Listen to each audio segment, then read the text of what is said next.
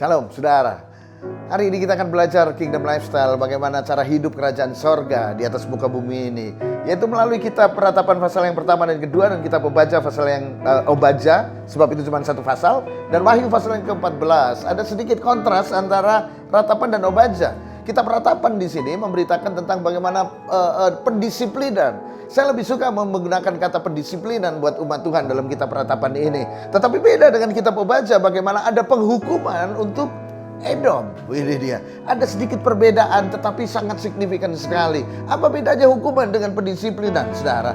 Kalau hukuman itu adalah begini, hukuman itu mengikis segala yang buruk dalam hidup kita. Makanya kalau ada orang yang maling tertangkap, dia masukkan hukuman 3 bulan, 4 bulan, itu tujuannya untuk apa? Mengikis hal yang buruk dalam kehidupannya. Tetapi pendisiplinan itu bertujuan apa? Mengeluarkan yang baik dalam kehidupan seseorang.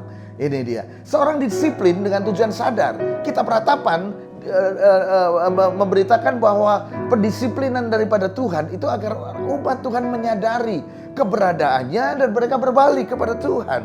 Ini dia. Kenapa begitu? Ya, sebab mereka dalam umat kepunyaan Allah. Tuhan sangat mengasihi mereka. Tetapi dalam kitab Obaja, Edom ini dihukum oleh Tuhan. Karena apa? Karena kesombongannya. Sebab kesombongan itu sangat merugikan, saudara. Sombong itu apa? Sombong itu adalah ketika saudara merasa lebih dari orang lain.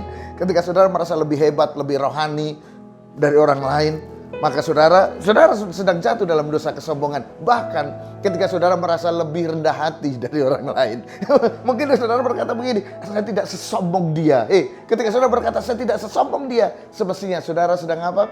Saudara sedang menyombongkan diri saudara.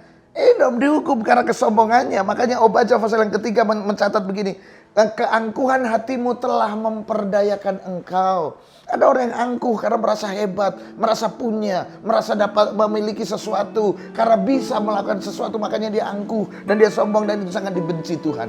Orang sombong tidak akan pernah mendapatkan tempat di sorga, jelas tidak. Tuhan membenci orang yang sombong. Di dunia tidak ada satu orang pun yang suka bergaul dengan orang yang sombong. Dan di neraka, jangan salah, iblis itu sombong. Dia tidak mau punya saingan, saudara. Jadi nggak punya tempat. Dan yang kedua adalah dosa Edom adalah apa? Dia keras terhadap umat Allah. Ini dia. Yang bisa keras terhadap umatnya hanya Tuhan sendiri, karena dia pemilik. Dia memiliki umatnya. Dia berhak melakukan apa saja. Tetapi setiap orang tidak berhak keras terhadap umat Israel. Sama, saudara tidak boleh terlalu keras dengan saudaramu. Saudara teman sepelayananmu. Saudara